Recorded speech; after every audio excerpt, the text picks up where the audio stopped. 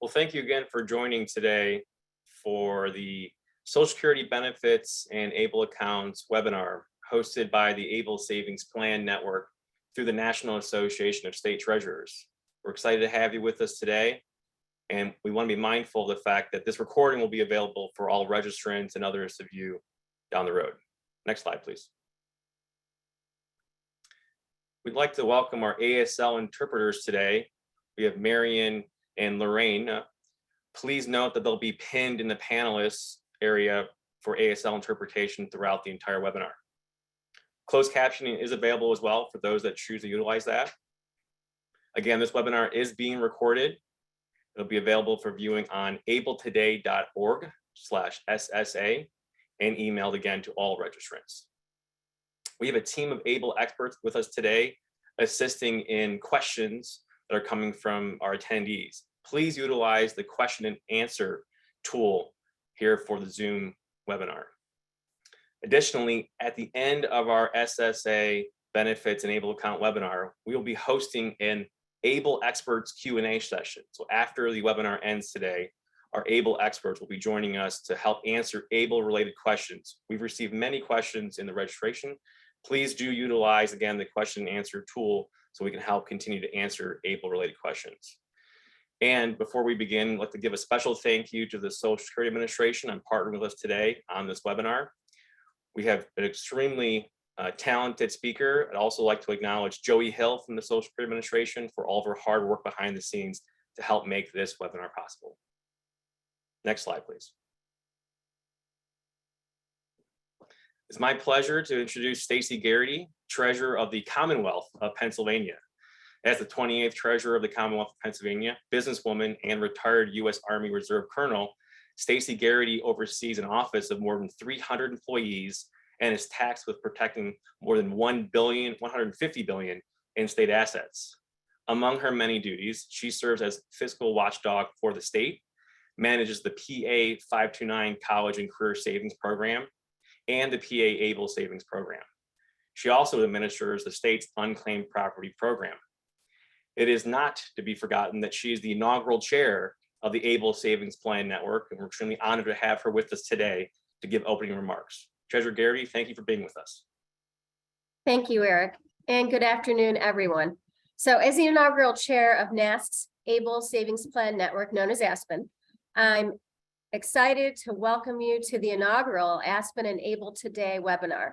And as you all know, ABLE accounts are an amazing way to help people with disabilities save and pay for short and long-term disability related expenses without endangering important benefits like Medicaid and Supplemental Security Income, or SSI. So as a 30-year veteran of the U.S. Army Reserve, I'm especially familiar with the impact the ABLE can have on our veterans, those selfless, patriotic heroes who sacrifice so much for our great country. Now, unfortunately, there's currently an age limit of 26 for onset of a disability, and many veterans' disabilities occur after age 26 as a direct result of their dedication to the mission of protecting every one of us, their friends, and neighbors. Now, the good news is that the ABLE Age Adjustment Act, which increases the age limit from 26 to 46, was passed by Congress and signed into law by President Biden in December. Now, it doesn't go into effect until January 1st of 2026, but the ABLE Age Adjustment Act is officially on the books, and it will have a huge positive impact for people with disabilities. Raising the age limit to 46 will make ABLE accounts available to an estimated 6 million more Americans, including 1 million veterans. So I'm thrilled that Congress got this done, and I want to thank my state treasurer colleagues, disability advocates across the country, and everyone at NAST who worked so hard behind the scenes to make it happen. Now, for today's webinar, we're very pleased to have ABLE state program administrators and Social Security Administration experts here to talk about the relationship between ABLE accounts and the Social Security disability benefits. So it's a very important issue and one that anyone involved with ABLE needs to understand. So thank you again for joining us, and I encourage you to learn more about ABLE Today at our website, abletoday.org. Now I'll turn things back over to Eric. Treasurer Garrity, thank you. There's exciting times for ABLE. Obviously, the ABLE Adjustment Act passed a few months ago, we've recently launched our very first ABLE ASL resource for those in the deaf and hard of hearing community. We appreciate your leadership and we look forward to great things to come in 2023 and beyond. Thank you. Next slide, please. So the National Association of State Treasurers hosts the only national working alliance for all ABLE programs. And again, it's called the ABLE Savings Plan Network. Acronym is ASPN or ASPN. ASPN is working alliance of all the state ABLE program administrators and industry stakeholders that work together on industry issues, advocacy, and outreach. I'd like to acknowledge that many of the state ABLE programs are actually administrated by state treasurers, but in fact, it hosts all of the ABLE program administrators. So for example, in Vermont, the DD Council was a co-administrator. In New Hampshire, the Governor's Commission on Disability also helped support the administration of their ABLE program. All and any of the ABLE program administrators work together at the National Association of State Treasurers ABLE Savings Plan Network. Additionally, the NAST Foundation launched ABLE Today, which supports national outreach for ABLE programs, directly engages the disability community, and provides resources on ABLE accounts. Together, ASPN and ABLE Today work to empower individuals with disabilities toward more independent and secure futures for offering tools and resources on the benefits of a profoundly important tool called ABLE accounts. The accounts can be used for disability-related expenses without losing access to federal means-tested benefit programs. The marquee point of this slide, though, is this. There is a unique partnership amongst the ABLE programs that support each other and support the outreach on ABLE accounts. Additionally, ABLE Today seeks to partner with national associations and disability group members so that we can further expand the awareness of ABLE accounts. Something unique on today's webinar is the fact that the federal government, through the Social Security Administration, and states are jointly partnering together. Again, the ABLE Act is a federal act administrated by state agencies, including state treasurers, 529 college savings administrators, the DD councils, Governor's Commission, as I mentioned earlier. It's a great example of the federal government and states working together to, again, empower people with disabilities to live, save, and invest differently and in a profoundly positive way. So thank you again for being here. And I want to note on behalf of the National Association of State Treasurers that we believe, without confirming with the world record holders, that this may be the largest ABLE webinar of all time. So thank you again for joining us with us today. Next slide, please. But today, we hope that not only will you learn, or hopefully learn more about, and one more step further, hope you share with your community, your coworkers, your students, your families, these 4 very important themes for the webinar. Number 1, the benefits of owning an ABLE account. It's truly something we hope you take away and also share with your circle of friends, coworkers, families. It's important to understand the relationship between ABLE accounts and Social Security disability benefits, which is why we're so happy to have our speaker today from the Social Security Administration with us. Understanding of ABLE-related information that must be provided to the SSA. And additionally, resources that the Social Security Administration and ABLE accounts all have in providing information, Q&A, and how to have an account. We're looking forward to this. And again, please, if you have questions, use the Q&A tool in the Zoom link at the bottom of your screen. We're happy to hopefully answer the questions throughout the webinar, but also stay with us following the end of this webinar as we answer additional questions. So with that, we'd like to introduce our 2 panelists and speakers today. JJ Hanley, who's the director of ABLE at the Illinois State Treasurer Office, and Betsy Blair, social insurance specialist at the U.S. Social Security Administration. I would like to make sure I acknowledge the fact that JJ, amongst other ABLE programs, is one of the most active advocates for ABLE accounts, both in her state and across the country. I know JJ and I and other ABLE program administrators probably have had a much smaller audience for ABLE webinars. Let's say, JJ, it's somewhere between 1 and maybe 1,000. Maybe not, maybe that's a different kind of frame, but I know we're very excited to have as many people as possible. Again, we're hoping you take the information and you share with your circle following the webinar once the recording is posted. So JJ, it's an honor to introduce you. I know you'll have some great information to share. Thank you again for being with us. Thank you, Eric. Shall I take it away? Yes, thank you. I'm here really representing all of my colleagues and associates across the country. So I hope I do the best job possible. It's a real honor, and thank you, Treasurer Garrity and Eric and Chris and everybody at NAST for the work we're doing to make sure that anybody who's eligible to own an ABLE account knows about it and has the resources needed to get the account opened and use it.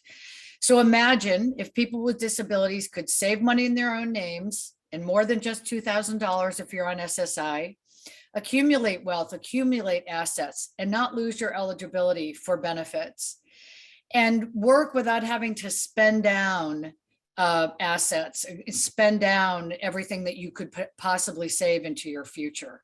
ABLE accounts make these choices possible. Next slide. What is an ABLE account?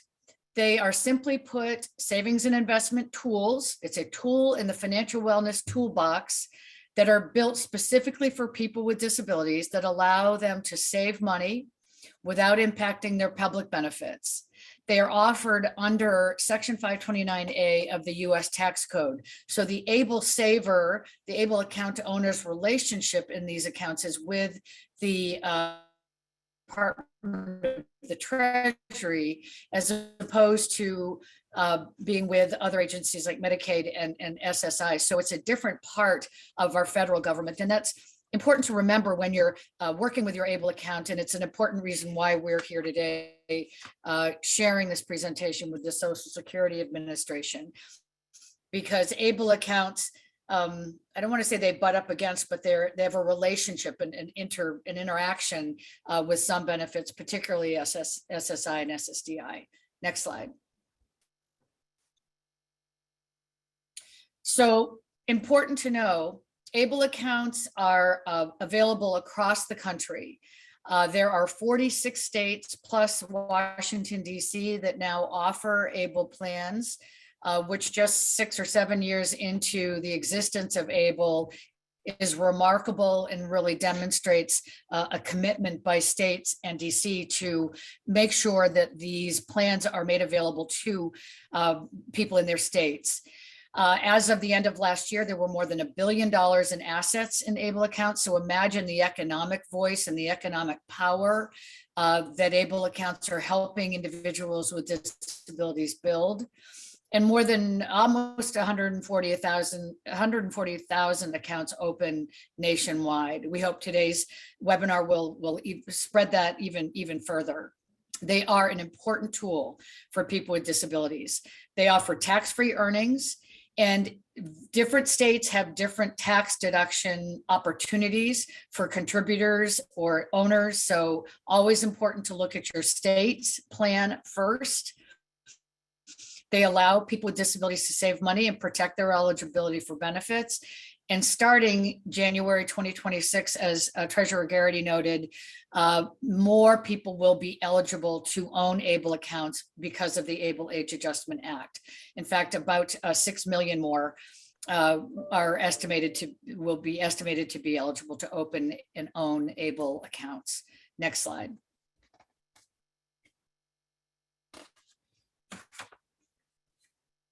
Advantages of having an ABLE account, of owning an ABLE account.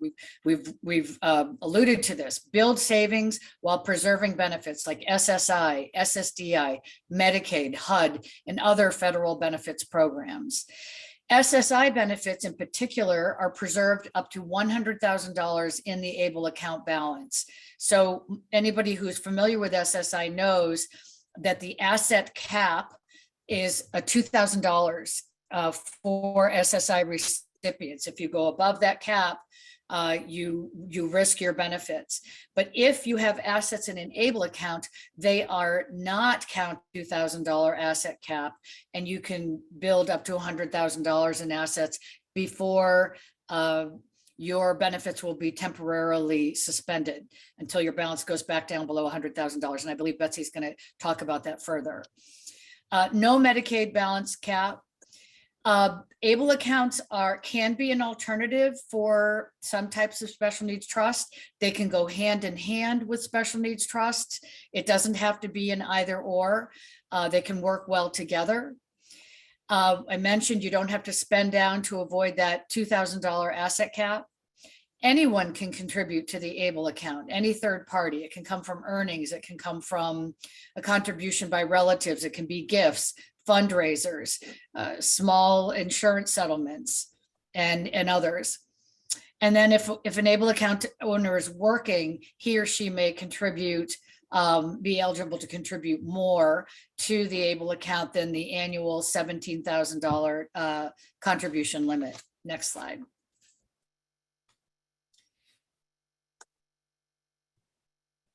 So additional features. The eligible person with the disability is always the account owner and always the beneficiary of the account. There is a $17,000 per year account contribution maximum from all sources. So the contributions that I was just mentioning, they can come from any source, but the total each year is $17,000 unless the account owner is working, in which case he or she may be able to contribute more. There is no limit on the number of withdrawals or the amount of the withdrawals that can be taken for qualified disability expenses, which we'll get into. And your earnings and withdrawals are tax-free as long as they're used for qualified disability expenses. Account balances, or total account balance, can range from $300,000 to $500,000. It depends upon the state plan. Some people have said, well, what do you mean? I thought you said there was $100,000 limit or threshold or cap. It's not an account balance limit. It is a threshold, that $100,000 for SSI beneficiaries. That $100,000 matters.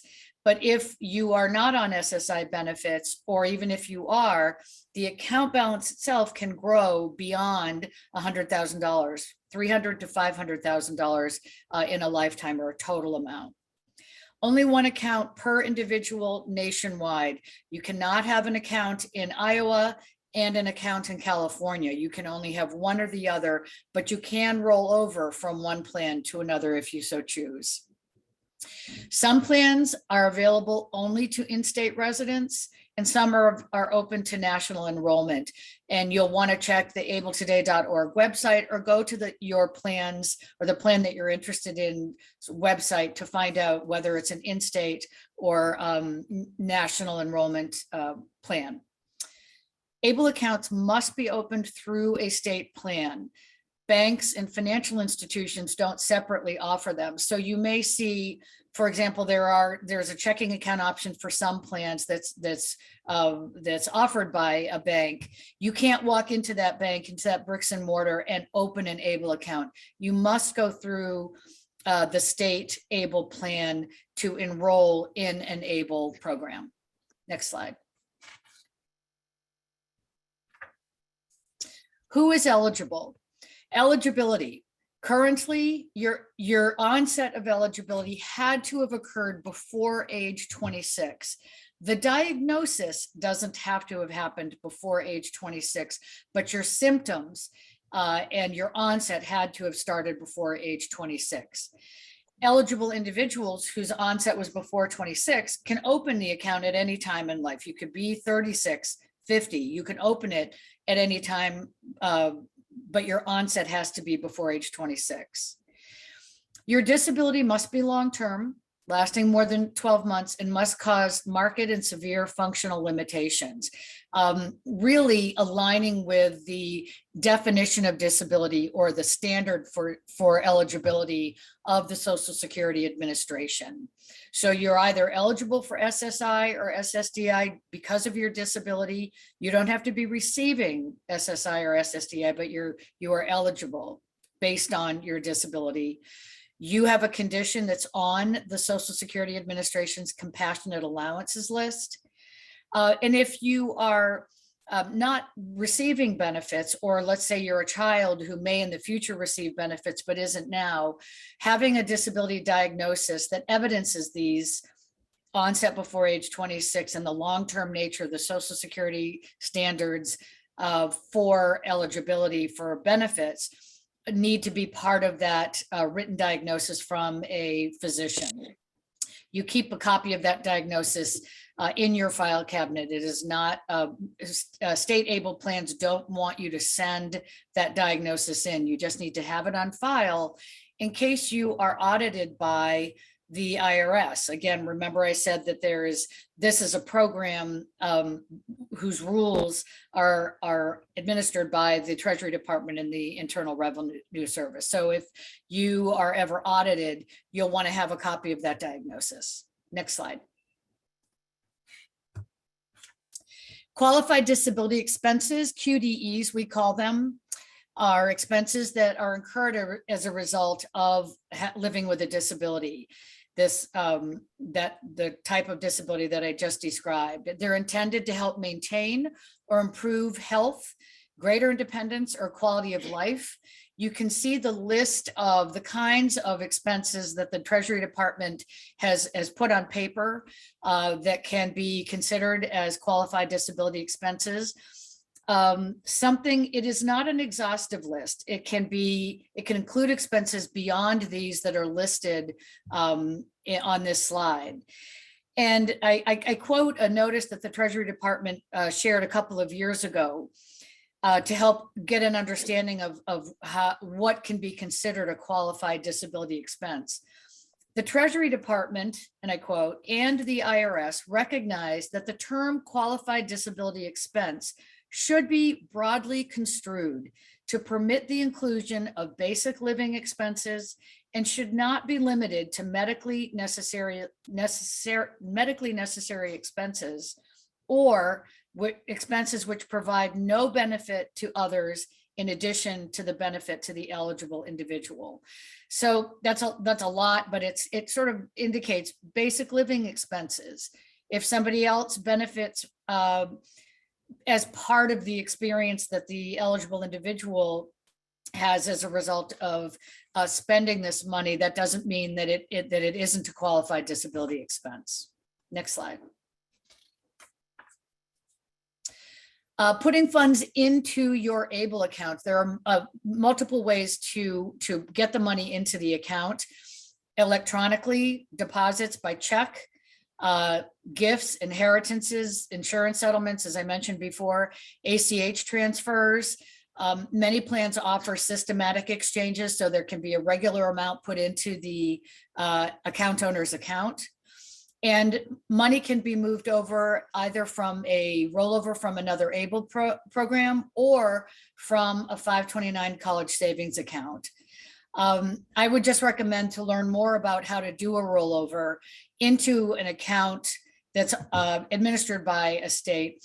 Look at their plan disclosure documents, read the plan disclosure documents to learn how to do that. Next slide.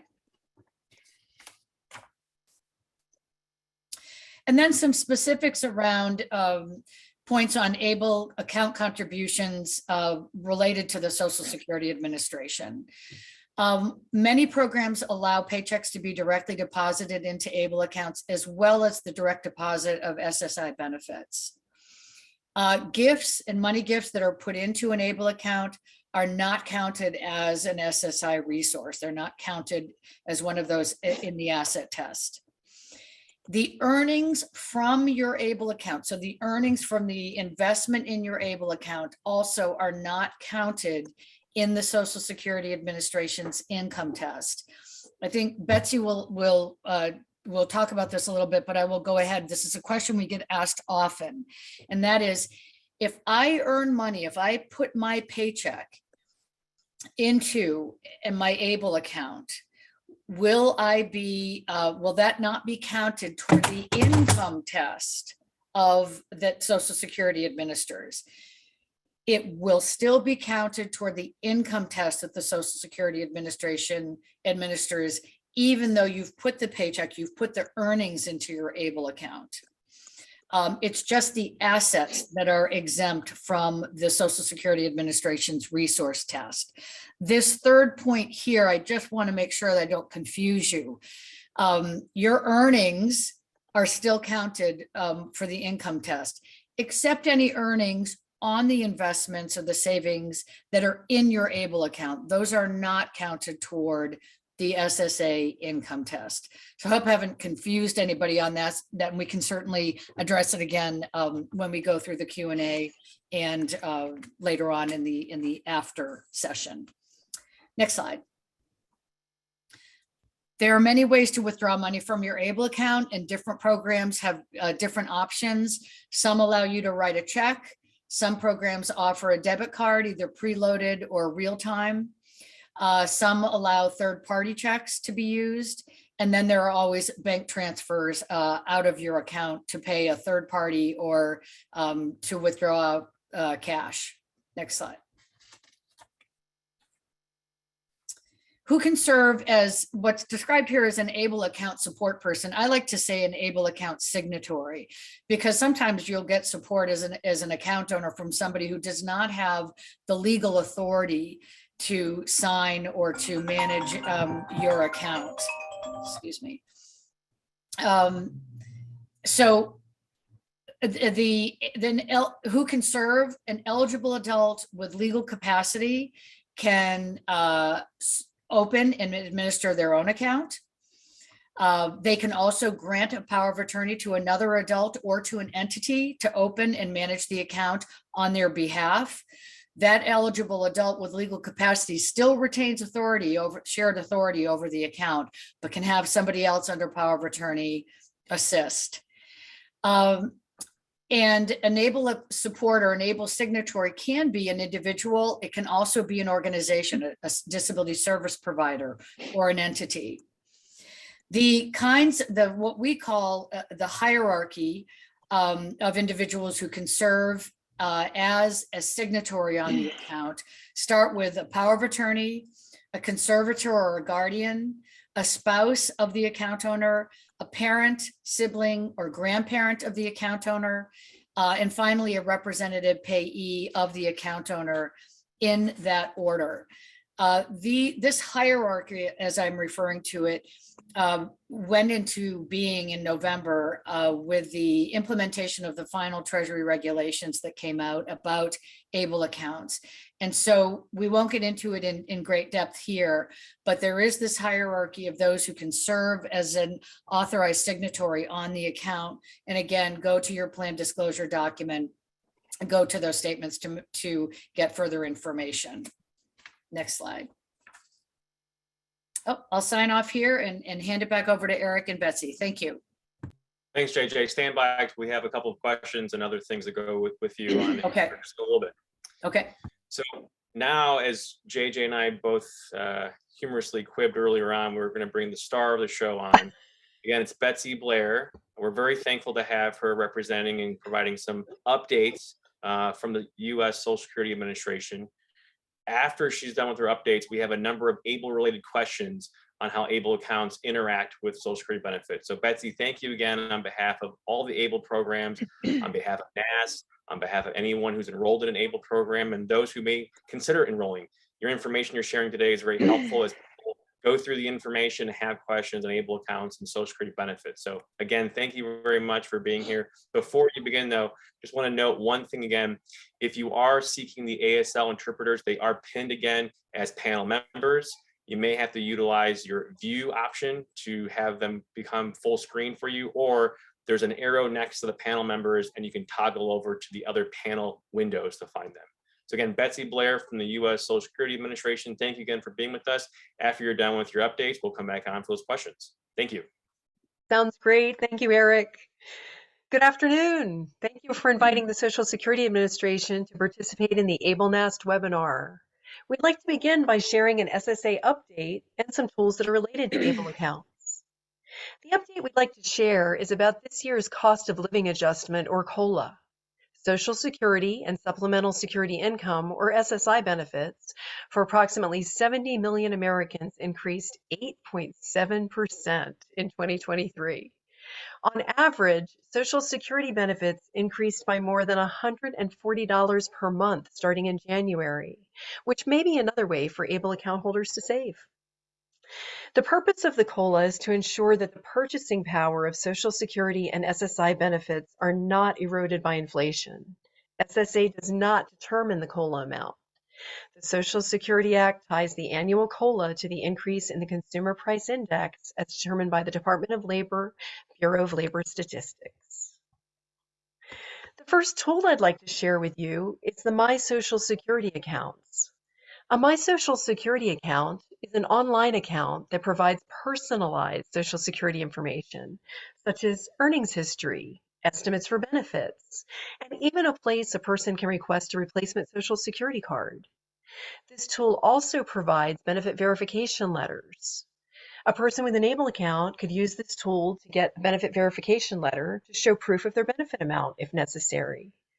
You can go to the SSA homepage at www.ssa.gov and scroll down to learn more about your personalized Social Security account. Another tool is the SSA website redesign. It is a reimagined website that prioritizes the customer experience.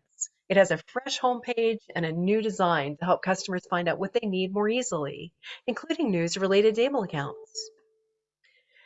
The final tool I'd like to share is the SSA Spotlight webpage. This page has a wealth of information about ABLE accounts. There's a list of qualified disability expenses like we saw earlier, and answers to frequently asked questions. The website address is, and hang on for this one, www.ssa.gov/SSI/spotlights/spot-able.html. I know that's a long web address. It will be repeated a couple of times and we'll display it on a slide for your convenience. We'll offer some other references and citations today that might be helpful for you. We'll display them all on a slide so that you have a chance to record them. Okay, Eric, those are updates for today. We can now move on to some other ABLE topics. Great, thanks, Betsy. So on the next slide, we have a series of questions for you. I know that we've prepared a couple of them for you.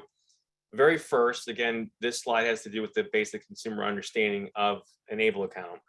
I think most of us would agree the very important first question would be, will I lose my SSA benefits if I have an ABLE account? It is a great question. And individuals will not lose their SSA benefits if they have an ABLE account. They just have to remain aware of the income and resource rules related to maintaining the account, such as the $100,000 ABLE account balance resource limit for SSI that JJ mentioned. An ABLE account offers a great way to save more resources so that they're better prepared to handle qualified disability expenses.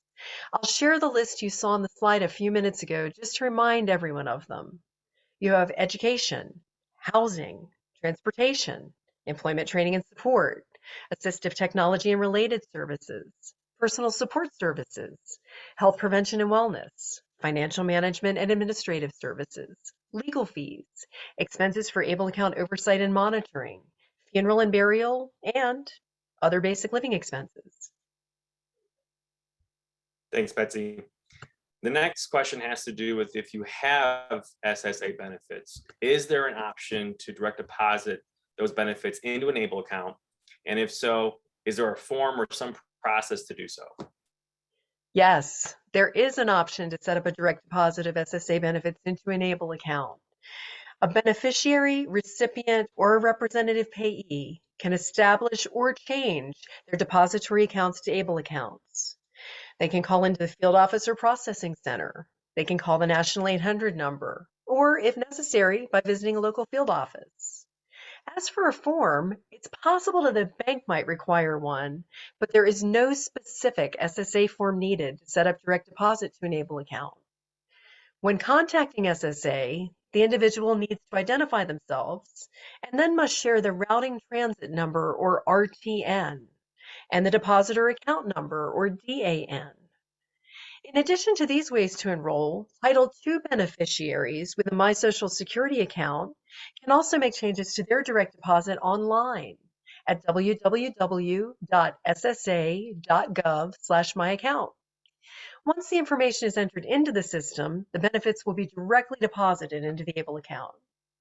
More about this can be found in our Public Operations Manual System, or POMS, at GN 02402.005.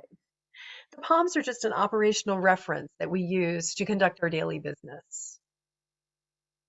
Great. Thanks, Betsy. I know that there have been questions again on, is there a form or not a form? So again, Social Security Administration does not have a form, but there could be information that needs to be provided from a banking perspective for the account. So thanks again for clarifying that for everyone. That's correct. Thank you. Our third question from this slide is, again, as JJ mentioned earlier, to meet the criteria for eligibility for an ABLE account, the disability has to be of at least 12 months. So if a person, for example, in that timeline, no longer meets the disability eligibility criteria to have an ABLE account, what happens to their ABLE account from an SSA perspective? Well, the account remains an ABLE account for the year in which the person no longer meets the eligible definition. But the authorized signatory must notify their ABLE program. Any withdrawals from the account will be considered non-qualified disability expenses. The earnings portion of any withdrawals might be taxed and incur penalties. If the person's condition remains improved and they don't meet the disability criteria in the next taxable year, no contributions are allowed. If eligibility for the program resumes, you contact your ABLE program coordinator. I think it's important, Betsy, to note again that please communicate with the ABLE programs. Let the ABLE programs know if there's a change in eligibility criteria. You can have your ABLE account and can be paused, for example, and turned back on. So please do help communicate with your ABLE program if the criteria for eligibility changes. Great. Next slide, please, Chris. So we're going to shift over to understanding the relationship between SSI, SSDI, and ABLE account beneficiaries. So first, Okay. Betsy, Mhm. what information will a Social Security benefit specialist be able to share about ABLE accounts? Well, the benefits specialist would likely refer individuals to the ABLE Spotlight page we mentioned earlier, which is really the best source of information about SSA's relationship to ABLE accounts. There's general information there, there are frequently asked questions, and there are links to other helpful websites such as the IRS ABLE regulations and our POMs. To repeat the link, and you've seen it on the slide, it's www.ssa.gov/SSI/spotlights/spot-able.html. Well, Betsy, from an ABLE perspective, the ABLE programs often share information directly to their residents and enrollees on the ABLE programs, things that change. So for example, we mentioned at the beginning of this year, the maximum contribution amount for the year 2023 is $17,000. So we often work together as ABLE programs to share that information. How does the Social Security Administration share updates with your regional and local offices about information related to ABLE accounts and benefits? And then can you give a couple of examples from the Social Security perspective on what has been shared recently? Good question. Yeah, I'd be happy to. So we continue to provide up-to-date information surrounding ABLE accounts and policy with SSA staff whenever necessary, so whenever there are changes. We periodically issue administrative and emergency messages and conduct employee training so that all staff are updated on current policy. We currently have updates to the ABLE PROMs under staff review that include the new IRS gift tax exclusion amount for 2023 and some clarifications regarding the IRS program requirements. In addition to internal updates, we also offer information to the public. We've used a wide variety of different platforms to share information, and some of these include updates to the new SSA website with ABLE-specific information, such as the Spotlight on ABLE accounts. And although we haven't done any lately, we have in the past offered blogs on topics ranging from meeting financial goals through an ABLE account, to tips for opening an ABLE account, to dispelling myths surrounding ABLE accounts. Additionally, we added updates to the 2023 informational packets, including what you need to know about your SSI when you turn 18, and Understanding SSI, a guide to SSI for groups and organizations, and lastly, the Red Book, a guide to work incentives. Some of these are currently under review and others are at the printing stage, but they're all on their way. Betsy, I don't want to speak for everybody else, but if you ever need any assistance in those blogs or any information sharing ABLE accounts, obviously we want to work together with Social Security Administration and you to share information from ABLE perspective. So please always know the Social Security Administration has a partner in sharing information. Thank you. It's really a great tool. So thank you very much. Yeah. So ABLE accounts, as mentioned earlier by JJ, protect SSI benefits up to $100,000. Can you please share some more information about how beneficiaries' income and ABLE accounts work together? Something that ABLE programs often talk about is the fact that ABLE accounts are asset shields. Again, assets in the account. They are not income shields. So if workers with disabilities want to work more to earn more income, they can put in their money in the ABLE account, but that amount of income earned would reduce their SSI benefits. So please, from the Social Security perspective, can we just talk about how earning income, earning more income and putting that money in an ABLE account, how it can affect SSI benefits? Yeah, this is a tough question and one that we are asked a lot, but I'm going to touch on it today, but it probably deserves some more attention at some point. But it is true that both earned and unearned income can affect SSA benefit amounts. However, workers with earned income can save more if they or their employer is not contributing to a defined contribution retirement plan. The beneficiary may contribute an additional amount equal to the lesser of their annual gross income or the individual federal poverty level for a one-person household in their state of residence for the prior calendar year, which for 2022 would be $12,880 in the continental United States. And the fact that an individual uses their income to contribute it to an ABLE account does not mean that their income is not countable for SSI purposes. Income received by an individual and deposited into their ABLE account is counted as income for them in a lot of instances. Yeah, we often say, and if anyone attending or watching this webinar down the road hears from an ABLE program or takes one thing away from it, ABLE accounts, again, are asset shields, not income shield. It's a very quick line, but a very powerful statement. Again, the assets in the account are protected from those federal means-tested benefit program limits, as Betsy and others have suggested, but they are not income shields. So please do take that away when highlighting and discussing SSI benefits in the future. Okay, next slide, please.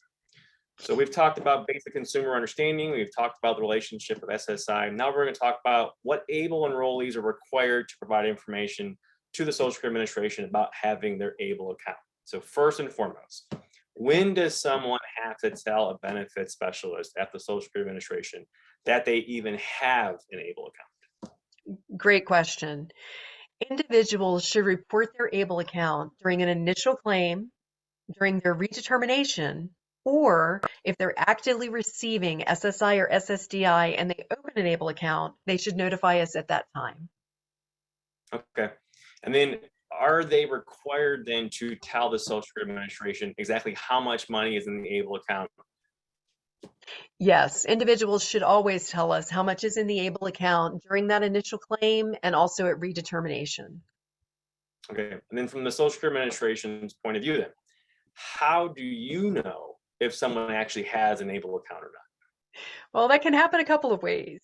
We may learn about the account from the individual, but we also receive information each month from state ABLE programs.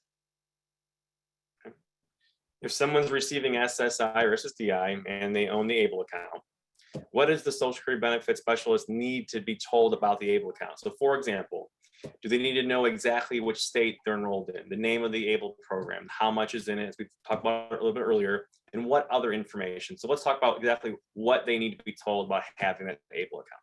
Okay. The benefits representative needs to know a few things. They need to know the state where the program is administered, the account number, the account establishment date, the name of the owner, the name of any signatories, and finally, the account balance. Great. Betsy, if we wouldn't mind, could you say that one more time? This is JJ. I was just going to ask if you could repeat that. Sure, absolutely.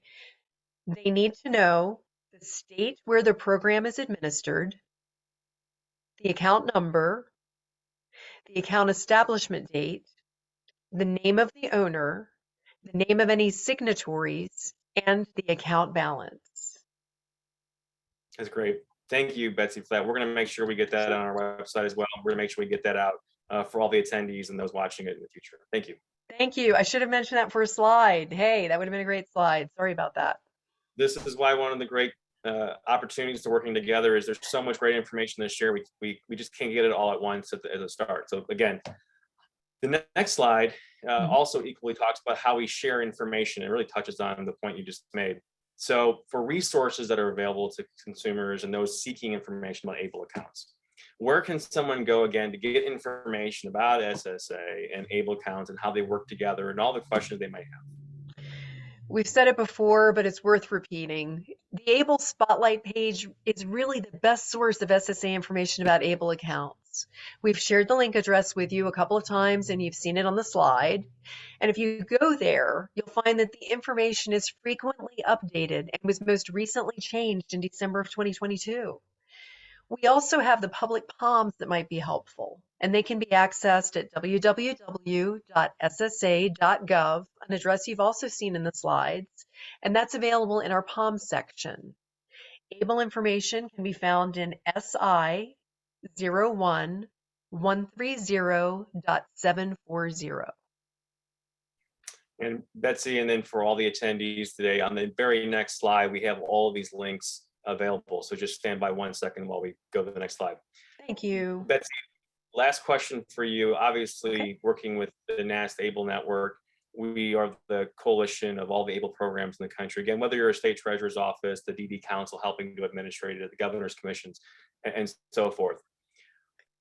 What can we do to continue working with the Social Security Administration to help provide information to Social Security offices and to the disability community at large about what ABLE accounts are and the positive benefits they have for people with disabilities?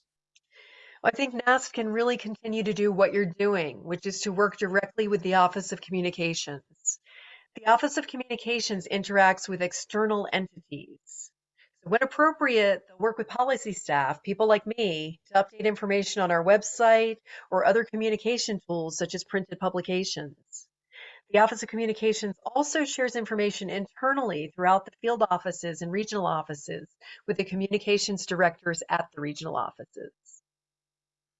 That's great. If we can go to the next slide, and Betsy, if you'd like to again just recap for our attendees and those watching down the road, here's the listing of resources available to the Social Security Administration. So Betsy, if you want to go ahead and recap this, that'd be great. Of course, yes. A really great resource with all kinds of SSA Spotlight, with all kinds of SSA ABLE Spotlight information is the Spotlight, and it's www.ssa.gov/SSI/spotlights/spot-able.html. That's the one we update most frequently. There's some new information out there now. We also added some frequently asked questions, and I believe we're increasing those every year. So that's a really great resource. Another terrific resource, if you don't already have it, is an SSA My Account. And that's at www.ssa.gov/myaccount. And in addition to allowing Title II beneficiaries to make changes to their account, it's the things we talked about, like a replacement Social Security card or being able to print out a benefit letter, just things that people have probably gone to a field office for, but you can set up this account and look for it yourself, which is much more convenient. And lastly, we have our POMs available. And that's just what we use in-house to make decisions about eligibility or use to make daily decisions about work. And that's found at www.ssa.gov. And you can search the POMs list. It's a table of contents, and you'll find very valuable information about everything from SSI policy to our fiscal policies to anything else I think you might find helpful. Great. Thanks, Betsy. We're going to touch on a few more ABLE program resources and have you come back on for closing remarks or just in a few minutes. So thank you. Okay, thank you very much. On the very next slide, we offer information and additional ABLE resource links for you to share, for you to utilize. Again, this webinar will be posted on the abletoday.org/SSA link. So if you go to that webpage here, probably, hopefully very soon, if not tonight, tomorrow morning, you can watch this webinar. We ask that you share, please utilize it, please tag it. There's additional information from the Social Security Administration on there, including many of the links that Betsy has offered today. On the abletoday.org website, we additionally have the federal regulations listed out. So abletoday.org/regulations for ABLE-related resources, including the original ABLE Act of 2014, the links and other resources from the Social Security Administration, information for the Center of Medicaid and Medicare Services, HUD, IRS, SNAP, and FAFSA. Those are all linked on our website for you to see the actual letters and or operating procedures from the federal agencies themselves. And then it was mentioned earlier on, please do utilize the website abletoday.org/able-programs to have a complete view of all the ABLE programs throughout the country. And there's a tool that helps you to see additional information that's described in the program disclosure statements for the various ABLE programs.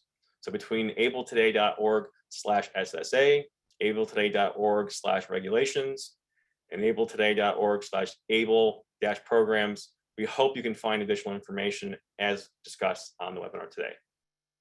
On the very next slide, we have a couple other additional resources and features we want to make sure that you're aware of. Just last month, we launched and released the very first and a very unique tool that's targeted and built for the deaf and hard of hearing community. Go to abletoday.org/ASL. We partnered with the Communication Service of the Deaf and the Wells Fargo Foundation to create a ABLE ASL resource that was presented by native ASL users, and the entire production and video was built by members of the deaf and hard of hearing community. Please utilize that as you explore and expand information, raise awareness on ABLE accounts throughout the DHH community. abletoday.org/videos also has first-person perspectives and testimonials, both from ABLE program administrators and from users of ABLE accounts throughout the country. It's a great chance to hear personal perspective stories on the program engagement and the usage of ABLE accounts.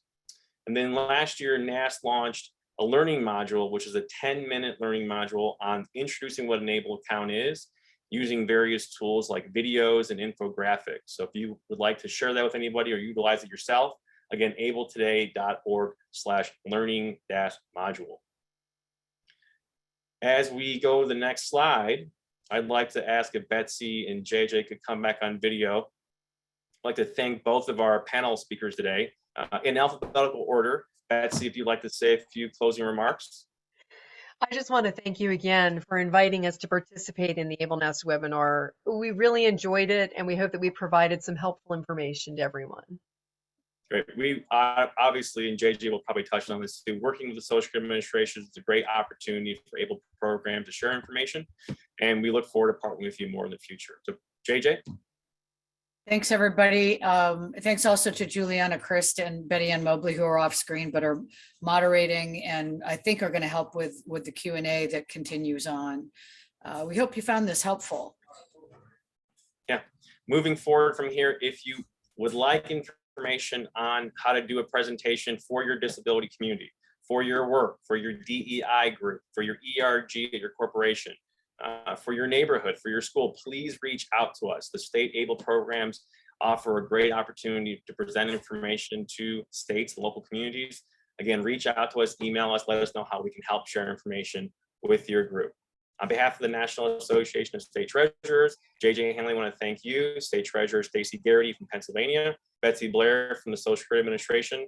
We're going to stop the webinar here, give ourselves a very quick pause, and we're going to transition over to that Q&A session. So thank you for staying with us following the Social Security Administration webinar. We have a team of ABLE experts representing a unique grouping of knowledge and expertise on ABLE accounts. Obviously, we heard earlier from JJ Hanley, who's the program director for Illinois ABLE. She's also the leader of one of the largest, if not the largest, consortium of ABLE programs called the National ABLE Alliance. We have another ABLE program representative in Betty Ann Mobley, who's the director of the Maryland ABLE program. Juliana Christ, who works for AKF Consulting, which is a private consulting firm that supports ABLE programs across the country. And we have Sally Riefenstahl from Vestwell State Savings. She is a program operations expert for ABLE account administration. So we're very thankful to have all these speakers here with us to help us answer questions. A number of questions came in during registration. we've done our best to help answer questions as fast as possible. I want to acknowledge for the group that our question and answer folks are volunteering their time to do this, but I think we've gotten their money's worth out of them because of how many questions they've been able to answer in a very short amount of time. If we do not answer your question, we are going to do our best to hopefully post them on the website or email you back your answers. But we really appreciate the engagement from so many people. We have a number of questions that have come in, and I'm going to go ahead and read the questions out loud here and also call on the person who's speaking. Additionally, JJ or Betty Ann or others, if there's other information for these questions, please do jump in as we get moving. So first question would be for Betty Ann Mobley, again, director of the Maryland ABLE program. Betty Ann, is ABLE a government program or is it actually administrated by a private business? Thanks, Eric, for sending that question over. And before I answer that question, I'd just like to say there were over 500 questions sent in during the course of the presentation. And the group on the back end was trying fast and furiously to answer as many of those as possible. I think we got 105 answered during the past hour. So as Eric said, we will look at these questions and try to get those answers back to you. We apologize we didn't get to every question, but as you can imagine, we never expected that we would have that volume of questions come in. So we tried very hard to get to as many as we could during the course of the presentation. So the question is ABLE a government program or administered by a private business? ABLE programs are administered by states, and they could be various entities within a state. Some are overseen by treasury departments within the state. Some are by organizations that support people with disabilities, such as DD councils, but they are all administered through the state. Great, thanks, Betty. And I did have a add-on with JJ. If we could ask you one add-on. Could you just help explain that some ABLE programs are in a partnership and some are actually independently running their programs? So for example, some might be with a consortium of different groups, or some might be an independent ABLE program. That's a good question. And there are various ways in which a state may be part of an ABLE or administer an ABLE program. There are individual states that are running their own programs. Examples are New York and Texas and California and Florida. Then there are other states that got together early on in the life of ABLE and recognized that either because of their population size or for other reasons, it made sense to join forces with the other states in a consortium model to share a single program manager. Those models differ depending upon the program that you're talking about. So Illinois is part of a consortium called the National ABLE Alliance, where we share a single program manager. There is another called Stable, where states are members of the Stable program. And then there are others, and I would be, if I go further, I'll misspeak. So Juliana and Betty Ann, you may have some additional information to add to that. I think you covered it very well. Okay. Thank you. So Betty Ann, this next one is for you. How do advocates in the disability community and potential ABLE enrollees, how do they get a training for guardians in setting up an ABLE account? How much money they need to have to open up an ABLE account, the costs, things like that. How do they actually help get connected to the ABLE programs in their state to learn more information about ABLE accounts? So within a state, the way to get training would be to reach out to your ABLE program administrator. So through the ABLE website for that program, for that state, you could request that there be some training provided or resources provided to train guardians or others who may need to learn about ABLE. And in terms of how much money it takes to open an ABLE account, there are slight variations from state to state. So to understand what those differences are, we recommend that you check your state website or go to abletoday.org/ABLE-programs. And there you can look up for each state kind of what the basics on the program might be. And those amounts to open an ABLE account, just so you know, are very low amounts. None of them are higher than $50. So That's not a fee, that is an actual amount that goes in to open the ABLE account and becomes part of the first investments of that account. And, Betty and additionally- Eric, I don't want to put you on the spot on that, first part of the question about where do we go if we want to get a training or a presentation for our state's plan? Is it if they email info@abletoday.org and they specify, I'm interested in learning about Nebraska, and can you put me in touch with the Nebraska plan? Is that a good way to go about finding the right people to contact? I know if they go to Illinois ABLE, our website, there's an email address that's there if people are looking for presentations, but in Illinois, but I don't know about other states. I wonder if you have thoughts. JJ, it must be because we're from the Midwest that we do think alike. So again, through the National Association of State Treasurers and ABLE today, as a alternative to finding the state plans, if you just email us at info@abletoday.org and say, I'm interested in getting connected for a presentation in Nebraska or Illinois or Indiana, we're going to connect you to the ABLE program director in that state, and then you can help work together on this training. So yes, if you come through info@abletoday.org, we will forward that information and get you connected with the state ABLE program you're asking to get connected to. Next question is for Juliana Chris. Juliana, again, is with AKF Consulting.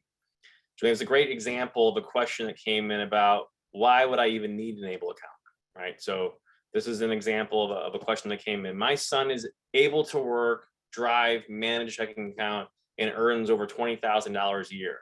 Why do they need an ABLE account? Why would I even need it if they can do all those things? Yeah, so I love this question because it is a great example. I think there are going to be two main advantages to your son if he's working and he's earning income to having an ABLE account. So the first one is going to be that benefits protection. So your son would be able to put his income into an ABLE account. And now that it's in the ABLE account, it's not going to prevent him from earning any kind of federal benefits, right? So if your son is putting his income into a savings account, and let's say he has $3,000 in there, that savings account is going to make him ineligible for certain kinds of federal benefits. If you put the savings into an ABLE account instead, now he can be eligible for those benefits. But even if your son is not on benefits and doesn't have any plans to apply for benefits in the future, there are still really important tax advantages to an ABLE account.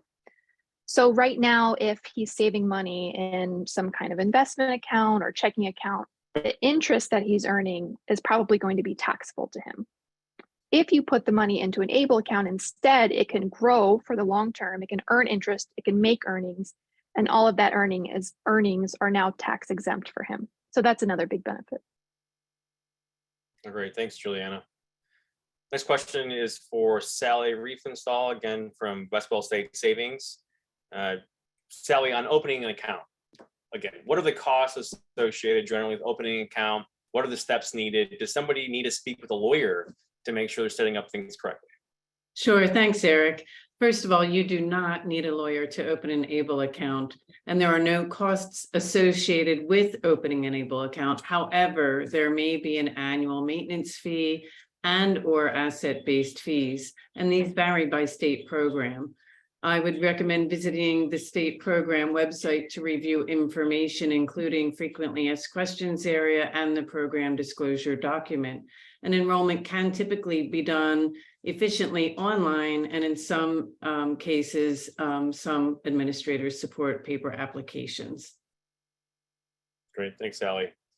Betty Ann, if someone's unclear about the financial benefits of using a debit card or a preloadable spend card for an ABLE account, we talked about that, and why is it better than a credit card or some other debit card that might be available to a person with disability?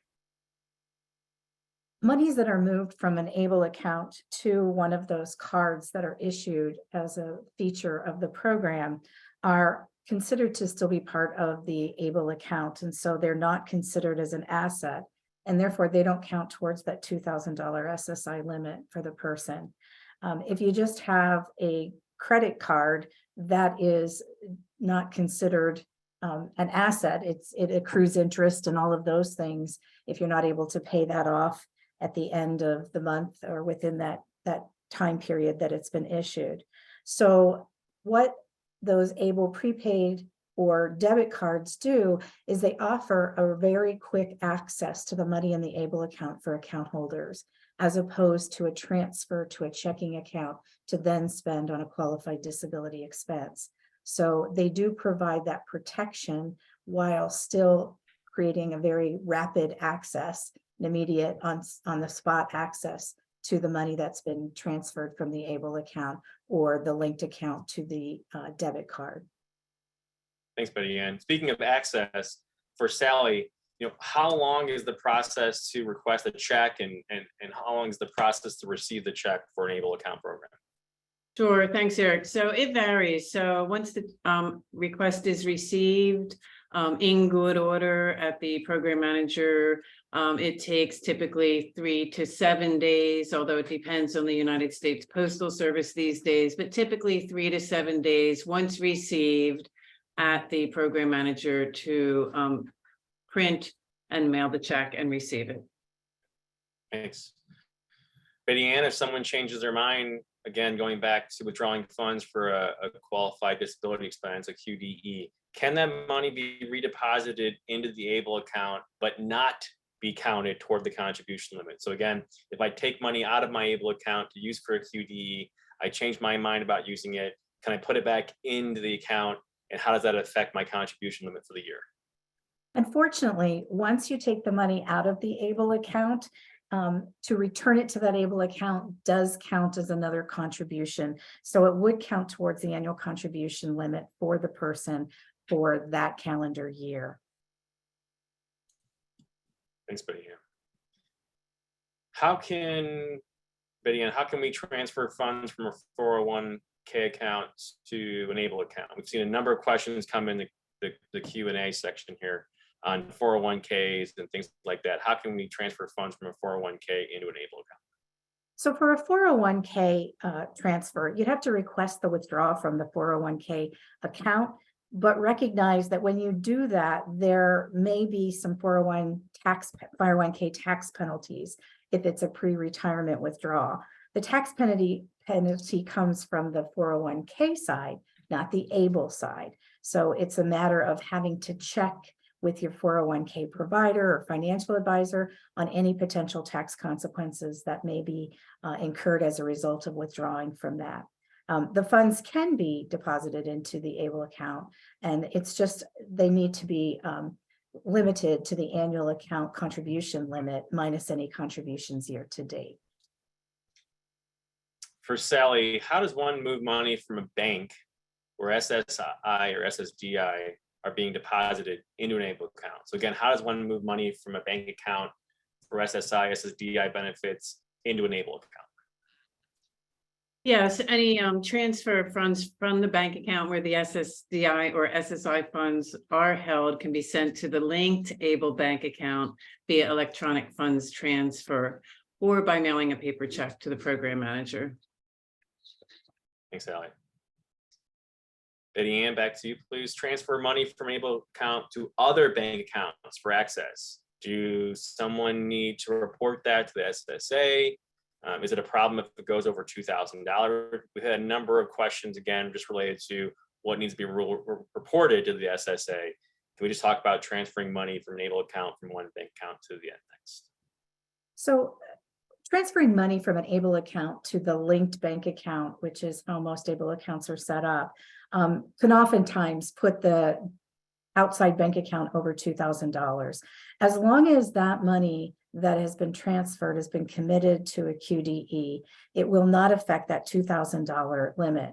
Now, in terms of length of time, we have the exception for housing expenses. So rent or mortgage and other housing expenses, if they are transferred into a linked bank account, they must be expended from that account before the end of the calendar month that they were withdrawn. However, other monies that are transferred can remain in the account over subsequent months. Sometimes people might withdraw money, let's say, to purchase a large purchase like a computer, and then learn that there's a big sale going on in the next month's holiday. And so therefore it may not be spent within that calendar month. SSA would not count that overage towards that $2,000 exception, as long as you can show that it was eventually spent on a qualified disability expense. Great, thanks. The next question is a two-part question. Juliana, I'd like to have you answer the first one, and I think JJ, just to give you a heads up, we'll have you come back on here in a second to help answer the second part. So Juliana, if an ABLE account is set up, what happens to the funds if someone passes away? Is there a limit for how much can be inside the account?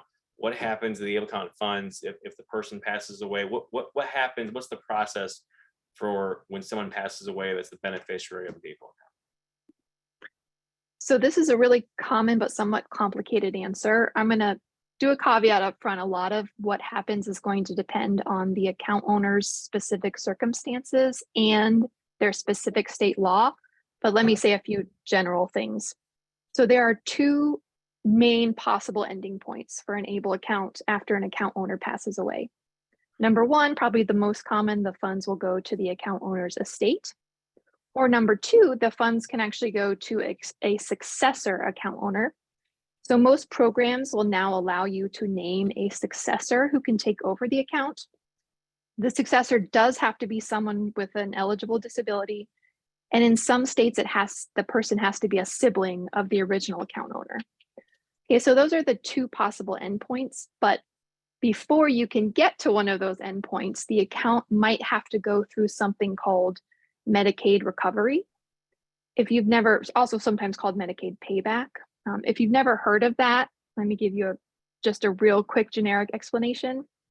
This is a practice where if you are someone who has received Medicaid benefits during your lifetime, after you pass away, Medicaid can come to your estate and say, hey, we paid for $10,000 of Jane's medical bills while she was alive.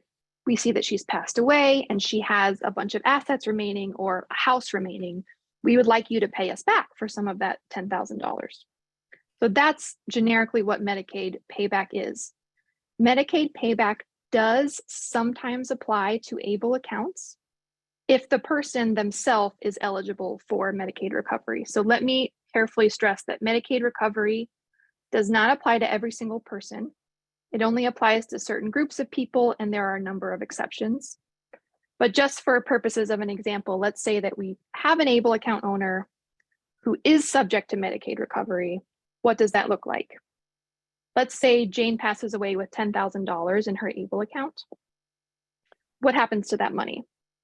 Medicaid does not get the first bite at the apple. Okay, I want to really stress that. Jane's family, or whoever is administering Jane's estate, gets the first bite. So they can actually use the funds left over to pay Jane's outstanding bills for qualified expenses. They can also use the funds for Jane's funeral and burial expenses. Okay, so they get sort of first bite at the apple. After that, there's a couple of other things that the family or the estate can skim off the top. Then from whatever's left, Medicaid possibly can come and say, hey, we would like to be repaid back for whatever's left. But the last thing I'll note is that there are some states, California, Illinois, Pennsylvania come to mind. There are some states who have passed specific laws to actually limit even further Medicaid recovery from ABLE accounts, and in some cases actually do away with it altogether. So that's the 10,000-foot view. If there's money left, first the family can use it for certain things, then maybe Medicaid might get a cut, and then it will go either to the estate or to a successor. Thank you very much for that very good detailed explanation of all the different ins and outs of it. We're going to have JJ come back on. JJ, is there anything you want to add on this question itself? Yeah, thanks, Juliana, for really trying to simplify something. It's a question that we are asked all the time. And there are a couple of, something that we're aware of is preventing a lot of folks from opening ABLE accounts. It's often the first thing they think about or that they worry about or that they're told about. And it's created, in some cases, an atmosphere of fear about the benefits of and the advantages of and what one can do with an ABLE account. So I'd like to say two things about that. And this is, the first is that we look at ABLE accounts as living accounts. Often when the reaction is, well, what happens when the account owner dies? It's real and it's valid. And one has to think about that when you're looking at the balance of your ABLE account. But you want to put that in perspective of the fact that what the ABLE account can do for an individual during his or her lifetime, the quality of life improvements that can be made, expenses that you can pay for, costs you can pay for that you wouldn't have been able to consider before. The protection that you get from the asset caps and the asset tests for SSI benefits. So we recommend that you think about the balance between what happens when the individual passes away and the benefits of owning an account while you're alive. That point about you pay your disability related expenses, the QDEs, and the funeral and burial expenses before Medicaid can step in.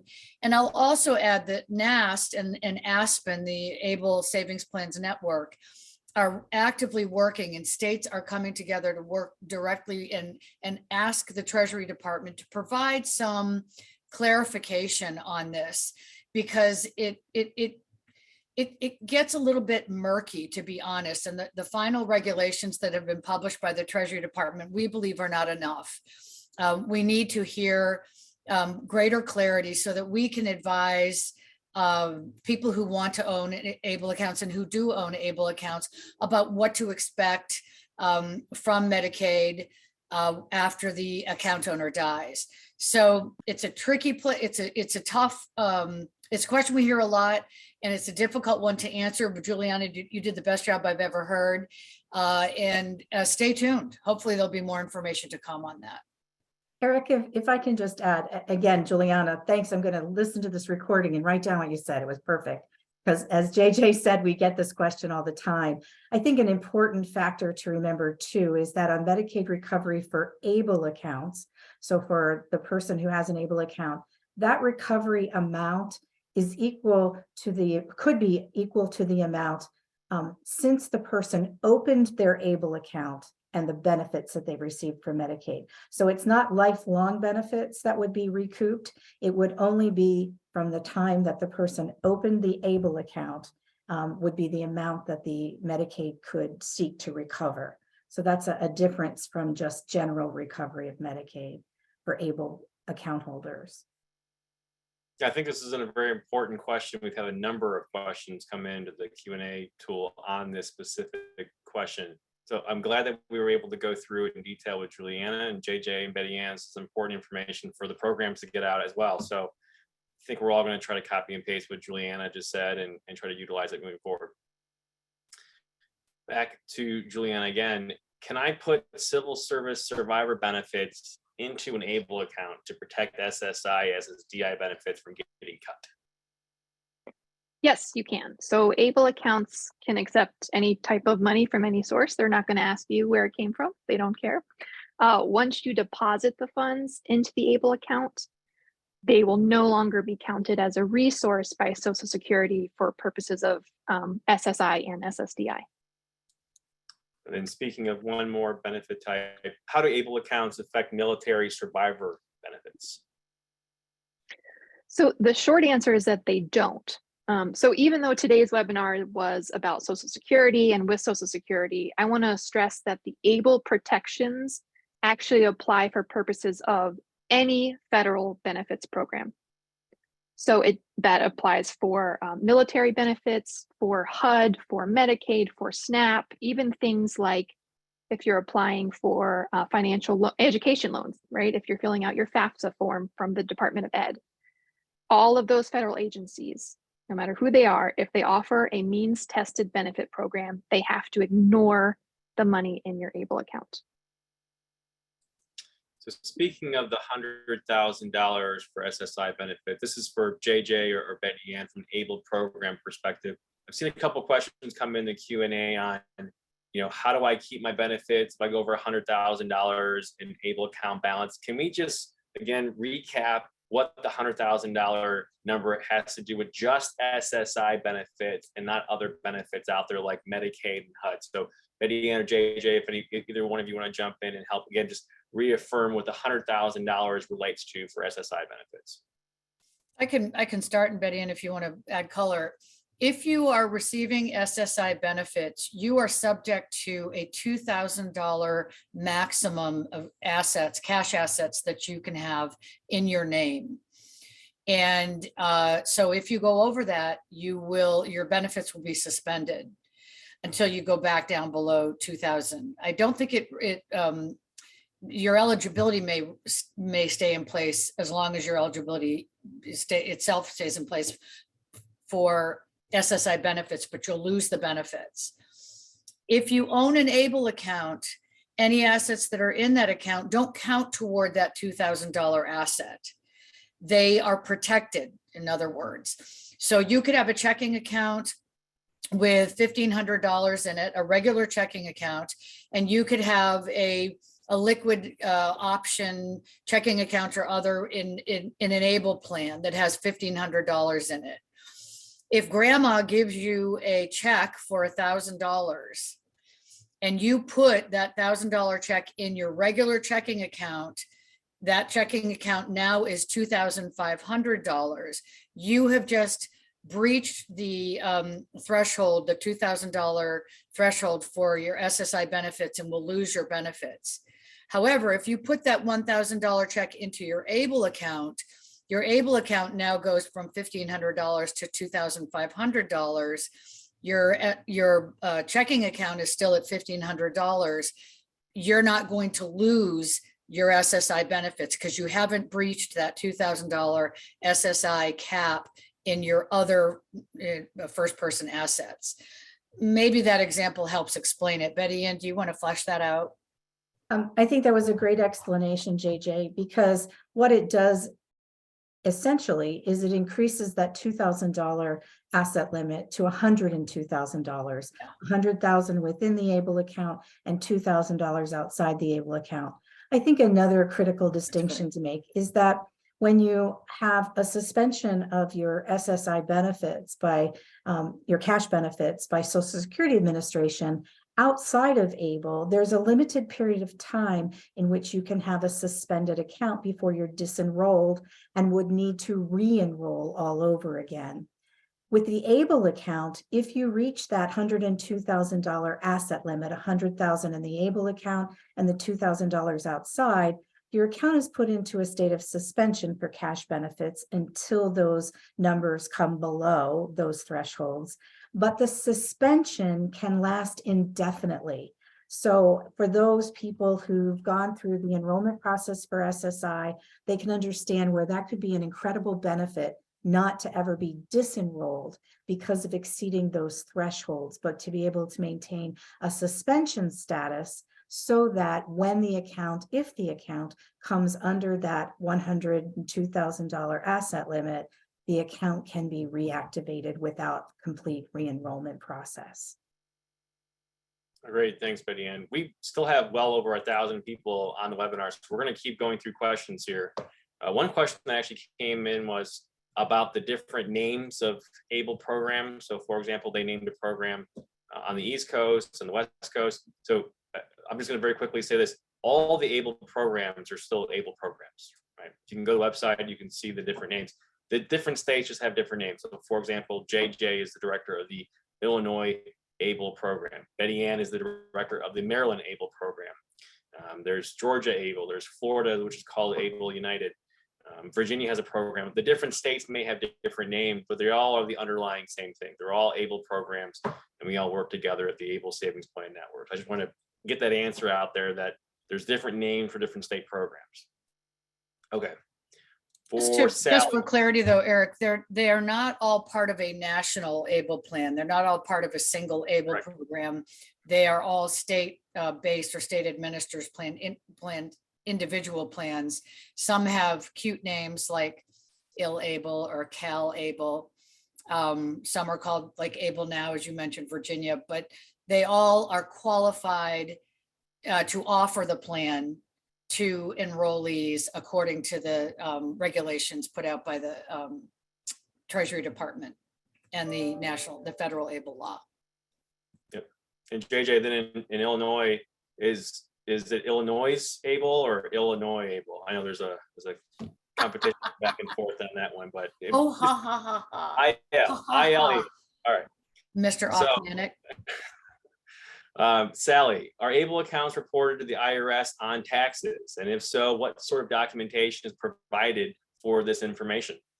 Yes, the answer is yes, Eric. An ABLE program issues Form 1099 QA to report all withdrawals from an ABLE account.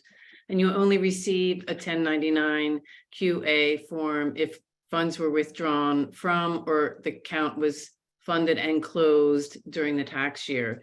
These forms must be issued by January 31st of each year. And if the money was withdrawn from the ABLE account and was used to pay for qualified disability expenses, the distributions are not taxable and there's no need to report them as income.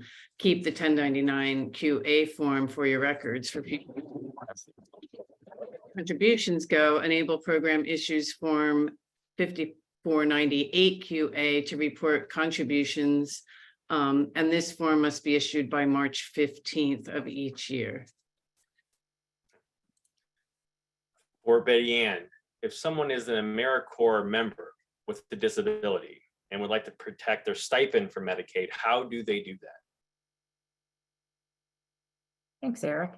We don't get this question very often. It's a outlier as questions go, but a stipend from AmeriCorps would be the same as income payment from an employer.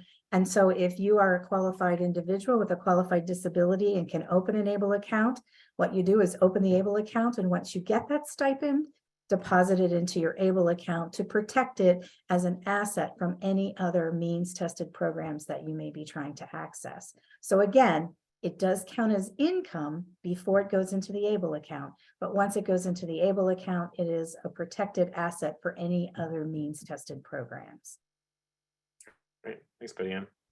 Juliana, what are the safeguards against future changes to the ABLE account rule? I know that's a little bit of a loaded question, right? So what are some of the safeguards though against ABLE account rules changing? Can the ABLE account be changed? And a great part of that is in celebration of the fact that the ABLE age adjustment just passed recently. So what could possibly happen though for adversely affecting someone's account based on changes happening as we move through the future? So this is a common worry, but let me try to put you at ease. So the core fact that we're sharing today, the fact that ABLE accounts are a protected resource, that is not just a rule, okay? It's not just a policy of some agency somewhere. It is a federal law that's on the books. It was passed with overwhelming bipartisan support. So what that means is Social Security administration can't just wake up one day and say, hey, we have a new director, we changed our minds, we're going to start counting ABLE accounts, right? Medicaid can't wake up tomorrow and say, hey, we're kind of done with this, we're going to start counting ABLE accounts. They can't do that. All agencies are bound by this federal law. It's not just a rule, it's not just a policy. So the only way that ABLE account protections are going away is if Congress, for some reason, decides to repeal the ABLE Act entirely. And I think, I don't have a crystal ball, but I think the chances of that happening are really extremely low. Again, it's not a controversial program. It was passed with bipartisan support. You know, what are the chances that Congress is going to repeal 401ks or college savings accounts? I think it's extremely low. We still have over 1,000 people on, so I'm going to start going through this now and keep us going. The first one we have is for Betty Ann or JJ. Before you start, Eric, could I just ask you to make a statement? We have a lot of questions that have come in specific to Social Security and SSI or SSDI. So can you just share with the group how we intend to handle those? Because we're not going to answer specific questions about SSI and SSDI benefits on this call. Yeah, one of the things we're going to do is we're going to go through the questions that were sent in during registration and from today. We're going to join them up all together in a document and provide them to Betsy and the team at Social Security Administration. They're going to review them and hope to work with us on providing some clarification and answer those questions. And then we'll be able to distribute that back out to all the registrants and probably post it back on the abletoday.com or .org website. So we are intending to take all the Social Security related questions and provide them over to Social Security to hopefully get an answer back for everyone. I'd also add the Social Security, the SSI Spotlight on ABLE was recently updated, and you can just go on to ssa.gov and search for Spotlight and then find the ABLE Spotlight. And it has a series of FAQs that probably answer some of the questions that have come in about SSI. There is a lot of information on the Social Security Administration website. Thank you. Betty Ann or JJ, can you just help to talk a little bit more, or give more insights that we mentioned earlier? Again, what is able to work and how does that overlay with the annual contribution limits for an ABLE account? Okay. Able to work is an opportunity that was afforded through some additional legislation passed in 2017 for the Able to Work program. And it allows people who are earning money throughout the year to contribute above and beyond that $17,000 standard contribution limit. Now, the limitation is based on the gross income for that person for that year and is limited by a number associated, hold on, because this gets more complex, to the previous year's federal poverty level for a single person. So this year in 2023, it is $13,590 additional dollars that a person has the opportunity to contribute as long as their gross income is equal to that or exceeds that amount. So as an example, if you are a person with an ABLE account and you're working and you anticipate that your work gross income would be $5,000 in 2023, you have the opportunity to have contributions from any source put into your ABLE account towards that $17,000 annual contribution limit. And then any money that is yours, not just from your earnings, but any money that is yours could be contributed in the amount of an additional $5,000, your gross income for the year, which would give you the opportunity to have as much as $21,000 in your ABLE account. Now, conversely, if you're a person, as in the one question that we had, where you're earning $20,000 a year as gross income, you would not be able to put the full $20,000 a year in. You would only be able to put the additional $13,590. Now, there is a caveat to this, and that is, as an employed person taking advantage of the Able to Work contribution, you're not able to be someone who is contributing, nor your employer contributing to any formal retirement plans, such as 401ks, 403cs, and those kinds of things. If you are already contributing in some way, or your employer is contributing on your behalf to a retirement plan, you're only able to take advantage of the standard contribution limit. JJ, Juliana, do you want to add? Very thorough, Betty Ann. Oh, great. This one, I think I'm going to ask with Juliana. There's been a number of questions about special needs trusts, trusts in general, how trusts work with ABLE accounts. We don't have enough time to go through it. And actually, it's a great topic for us to consider maybe doing another Q&A session, on things like QDs and trust and things like that. So please stand by for those still on that. Could you, Julianne, just clarify that trusts do work with ABLE accounts? You can distribute money from a trust into an ABLE account. Just touch on a couple of those points. Sure, yeah. So we typically say that special needs trusts and ABLE accounts are complementary tools. So a lot of folks use them together really well. And what they will do is make kind of regular transfers from the special needs trust into an ABLE account, so that you can then use the ABLE account to spend on things like food and housing, right, that you couldn't spend from your special needs trust on. So they work together really well, but you do want to talk to your special needs trust attorney and make sure, or well, we recommend anyway, that you put some kind of provision in your trust agreement specifically allowing those kinds of transfers, just in case there's any question. But we do think that the two tools complement each other and that people can use them both for different things. Great. JJ or Betty Ann, anything to add on to that? No, I think that was great.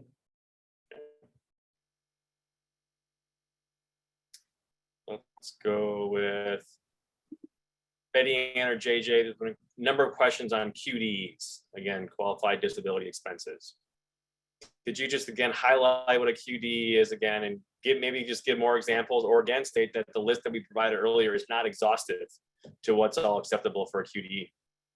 I think the important thing to remember is the litmus test for a QDE, or whether or not it truly is a qualified disability expense, is based on each individual person. It's how does this support the person with the disability? What does it do for them in their life? And so oftentimes, if you get kind of a I can't tell you yes or no answer, it's because we don't know who you are as an individual and what your circumstances are. But as Eric said, that is so broad. And when you look at things to support a person in health, independence, and quality of life, 3 words directly from the federal legislation, it's pretty hard to come up with things that don't support them. Now, there are things that sometimes people don't think about. When we talk to people about QDEs, we sometimes say that health and wellness benefit category. People oftentimes recognize co-pays to medical appointments or medications, perhaps not covered by Medicaid, but they might not think of a gym membership, which supports wellness for somebody. When we talk about adaptive technology, people oftentimes think of maybe electric wheelchairs or wheelchairs, kind of mobility kinds of things. But a cell phone in and of itself can be adaptive technology, particularly for people who are deaf, who are blind, who may use that to communicate with others who don't have the same sort of challenge in their life. We also can talk about the fact that people may want to look at further financial planning in their future to help them as they plan in what they need to do. And that's a qualified disability expense too. When we talk about transportation, people typically think of a train, a car, maybe an airplane.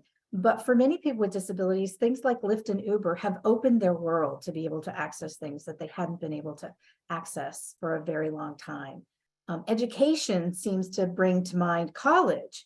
And yet, if someone wanted to take a class on stained glass at Michael's, that could be considered an enhancement to their life, an educational aspect that they're taking on, as opposed to a 4-year college or certification program. So depending on the person, that's the qualifier there. How does it support that person in health, independence, or quality of life?